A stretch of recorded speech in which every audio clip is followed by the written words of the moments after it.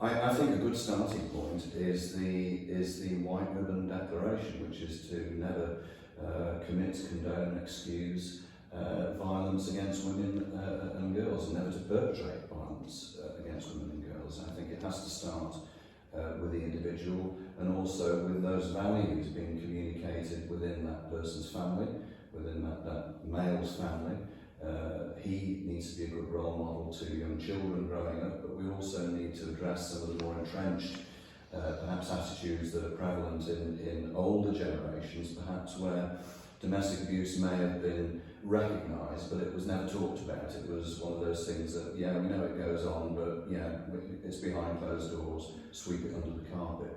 So I think it starts with role models, acting out good exemplary behaviour in terms of how women should be respected and treated, and that should be communicated through education to children and to the male's colleagues, relatives, male and female. I think it needs to be owned by everyone within that person's familial and social group. I agree. I think doing something which is simple, let's be honest, very simple, that making the White Ribbon Promise is a declaration of intent. But for me, it starts with self-awareness. It's about men looking at themselves and thinking, what is it I can do? Just a quick example. I was walking here today. I just happened to be walking behind a young woman. We were going the same way. But we walked a long way, and I was behind her all the way. And I'm thinking, now, if this was at night, and I was walking behind her, even though it's just coincidental, we're both going in the same direction, she could easily think I was following her. And what would I do in that position as a man to reassure her so she didn't think I was following her?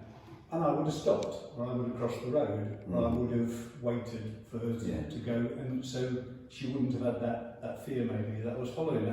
And for me, that's the thing that all men can do, is just examine their behaviour. You know, are they laughing at sexist jokes with their workmates? Yeah. Or are they calling out those sexist jokes and saying that's not appropriate? Are they in that WhatsApp group that's sharing, obscene pictures of women?